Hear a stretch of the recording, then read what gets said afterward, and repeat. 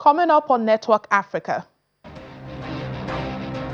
it's renewed hope for food in the Democratic Republic of Congo as M23 rebels reopen the Goma-Bukavu trade route, allowing supplies through. African leaders create fund for cheaper debt to be managed by African Development Bank and available to countries of the African Union. Plus, High Commissioner on the situation of human rights in Sudan highlights the expansion of the conflict across the country in a new report.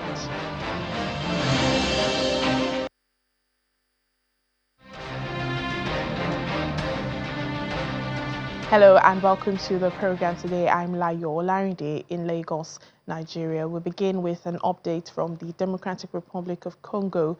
Residents of Goma are expressing renewed hope with the sighting of the first ship from South Kivu's capital, Bukavu.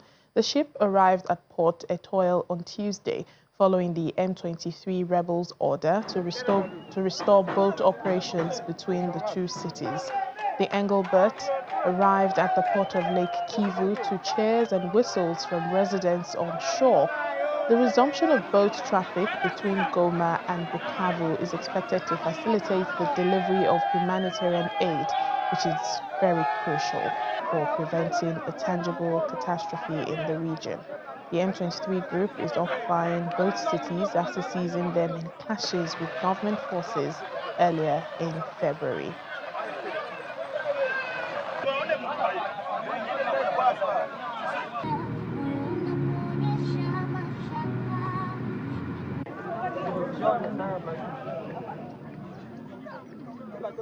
Well, in spite of the slowly returning aid, the United Nations human rights spokesperson Ravina Shamdasani says the situation in the eastern region is deteriorating sharply, resulting in serious human rights violations and abuses. Talking to reporters at the bi-weekly press briefing, Ms. Shamdasani said the UN Human Rights Office is also concerned for the safety of lawyers and other judicial staff, some of whom are still stuck in Bukavu and Goma cities. The situation in Eastern Democratic Republic of the Congo is deteriorating sharply, resulting in serious human rights violations and abuses such as summary executions, including of children, and conflict-related sexual and gender-based violence. There have also been attacks on hospitals and humanitarian warehouses, as well as threats against the judiciary. The Rwanda-backed M23 advance to South Kivu has plunged the region into a complex security and humanitarian crisis, provoking population displacement. Our office has confirmed cases of summary execution of children by M23 after they entered the city of Bukavu last week. We're also aware that children were in possession of weapons. We call on Rwanda and M23 to ensure that human rights and international humanitarian law are respected. We're also documenting cases of ill treatment, conflict-related sexual and gender-based violence, child and forced recruitment, intimidation, and death threats. Following the prison break from Kabare and Bukavu central prisons on the 14th of February, we've received protection requests from victims and witnesses. They fear retaliation from escapees given their active participation in the trials against some of these prisoners who were convicted of grave human rights violations and abuses, some of which amount to international crimes. The UN Human Rights Chief Volker Turk calls on Rwanda and the M23 to protect all individuals in territories under their control. He expresses his horror at the events unfolding in South and North Kivu and the impact that this is having on civilians. The violence must stop immediately. Billions of dollars in unfunded priorities is spurring African leaders to approve a fund to provide concessional lending to cash-strapped governments. The facility, known as the African Financial Stability Mechanism, will be managed by the African Development Bank. According to a statement put out by the bank, the fund will have its own credit rating and will be able to borrow from international money markets. Interested parties pushed for the fund in 2022 after the COVID-19 pandemic and the war in Ukraine drove sovereign defaults and debt crisis in developing countries. Members of the fund will be voluntary and open to any member state of the African Union.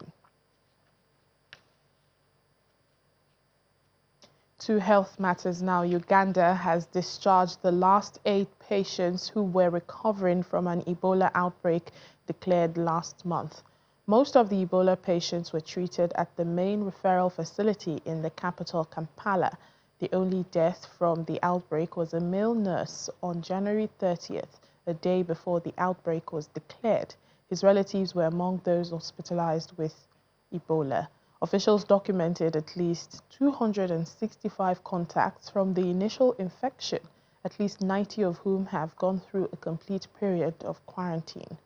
The World Health Organization has described the recoveries as a milestone and a reflection of Uganda's speedy response to the outbreak.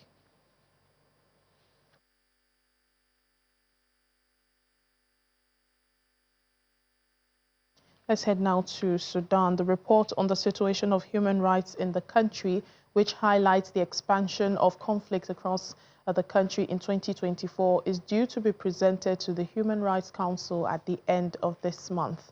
The report details human rights violations that have been committed in Sudan and notes that further investigation is required to establish whether other serious international crimes, including atrocity crimes, have been committed.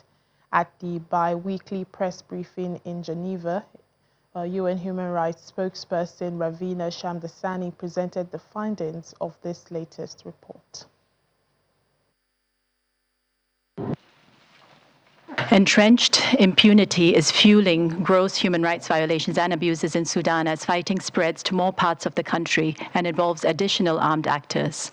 Broader international effort is needed towards accountability and to stem the flow of arms. Continued and deliberate attacks on civilians and civilian objects, as well as summary executions, sexual violence, and other violations and abuses, underscore the utter failure by both parties to respect the rules and principles of international humanitarian and human rights law.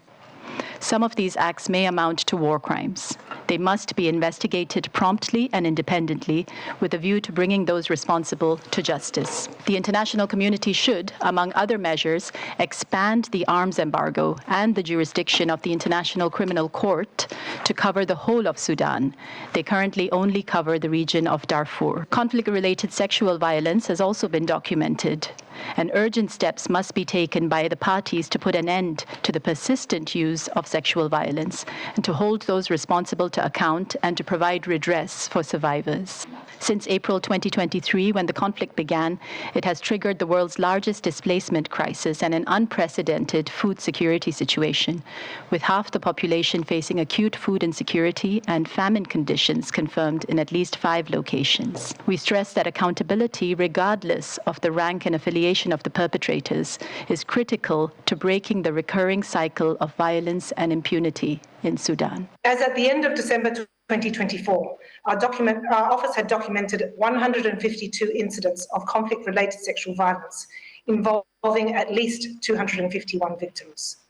Reports of sexual violence appear to follow a geographic pattern as the fighting spread across the country, illustrating its consistent use as a weapon of war by a growing number of actors.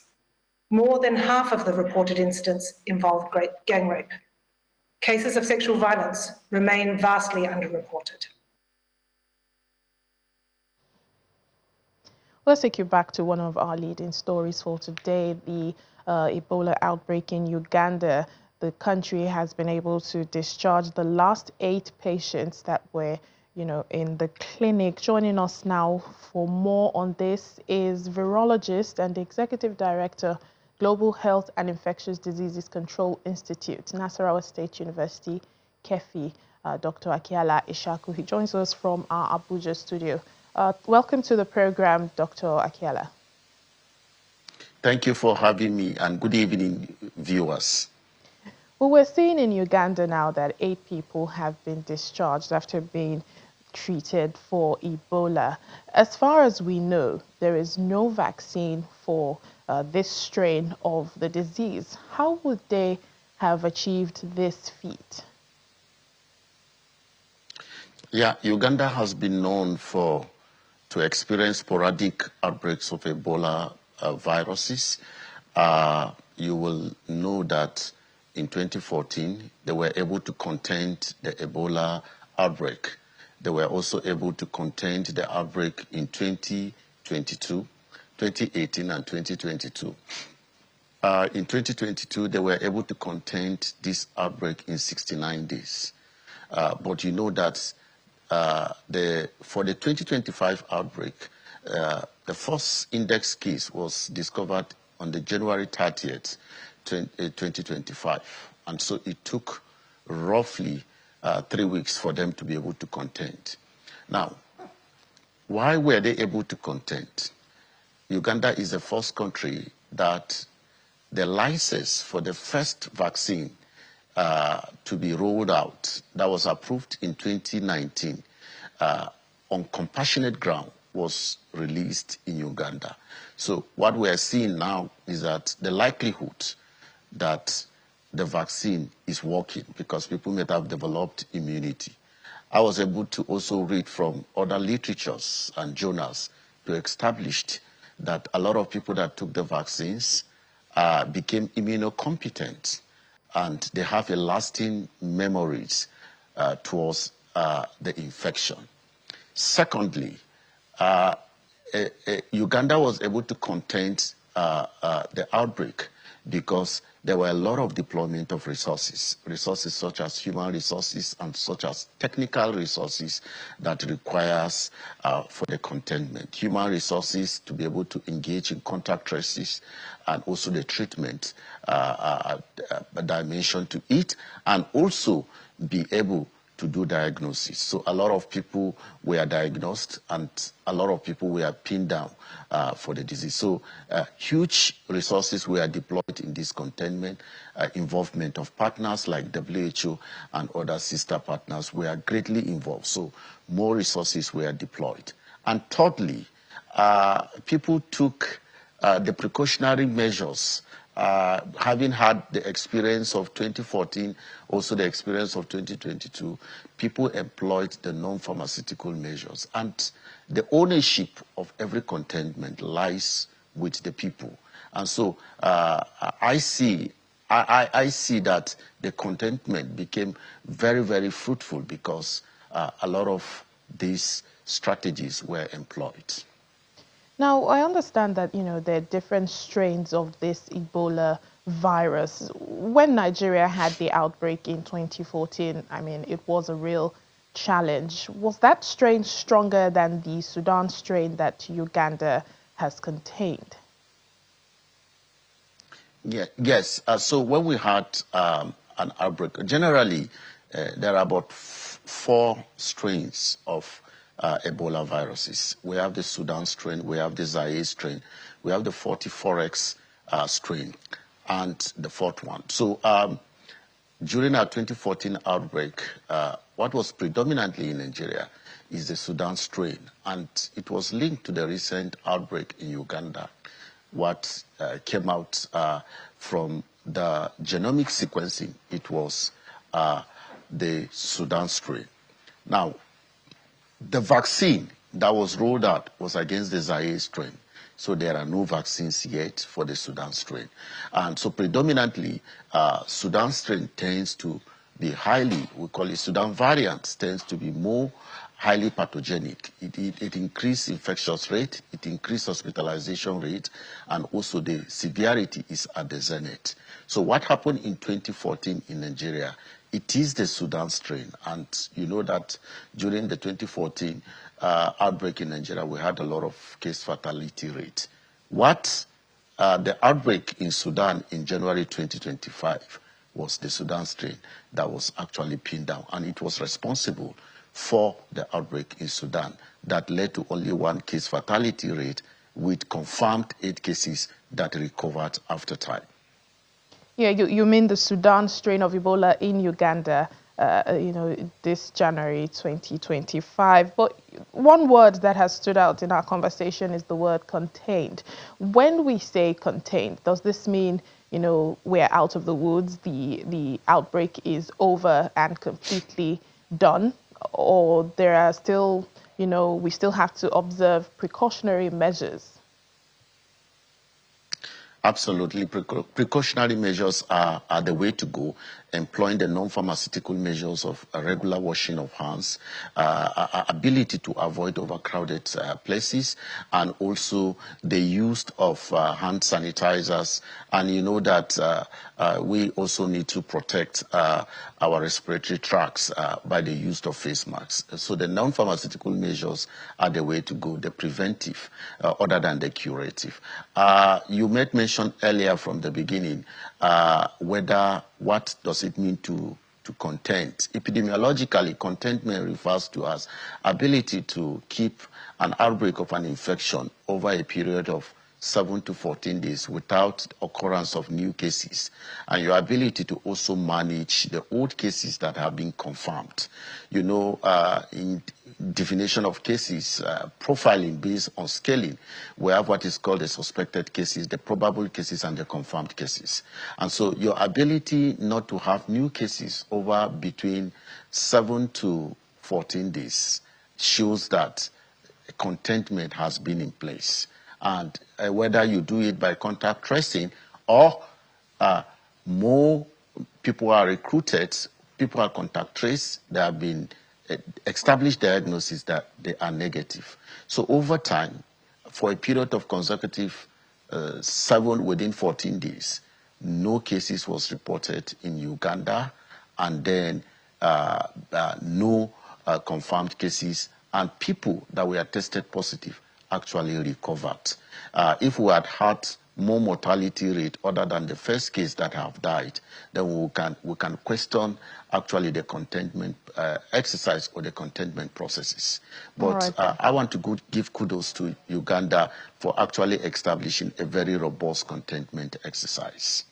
Thank you so much, virologist Dr. Akiala Ishaku. Thank you for your contributions on the program.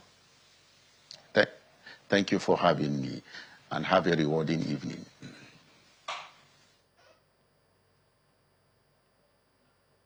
We'll take a break now on Network Africa. Still ahead.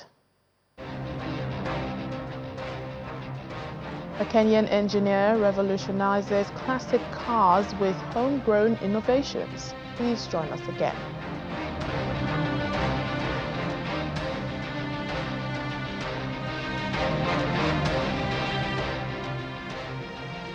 Welcome back to the program. A senior lecturer in the University of Johannesburg, Professor Oscar Van Heerden, is calling on South Africans to stay resilient and amid the growing global uncertainty. He argues that U.S. President Donald Trump is using economic resources as a tool to exert pressure on other nations. Mr. Van Heerden made this comment at the G20 Provincial Launch and Dialogue in Johannesburg. This year, South Africa is hosting the G20 Summit under the theme Solidarity, Equality and Sustainability. Meanwhile, some young activists are advocating for climate sustainability at this year's G20 Summit. Because they are the masters of the US dollar, they impose sanctions on countries which they don't agree with, and the latest being possibly South Africa. But there has been many before. Iraq, Iran, Libya, Venezuela, and so many others, Zimbabwe, and so on and so forth. Global tech giant Microsoft has unveiled a $1 million initiative to equip 1 million Nigerians with artificial intelligence skills for the next 2 years. This was announced by the Managing Director, Microsoft Nigeria and Ghana, Olatomiwa Williams, during the Microsoft AI Tour in Lagos. The tour was designed to discuss the future potential of AI and its opportunities across various sectors. I am so delighted to announce that as Microsoft in Nigeria will be investing $1 million in the next 2 years to empower 1 million Nigeria on AI skills. This is a significant computerized skills that they require to really not just only use AI, but to build solutions on AI, build businesses on AI that will be a sustainable means of livelihood for Nigerians and give Nigerian youth opportunity to compete globally with their counterparts. And finally on the program, in Kenya, old school meets new power with Kenyan engineer changing classic cars with his homegrown innovations. He's also turning the vehicles into eco-friendly machines in Nairobi. Here's the report.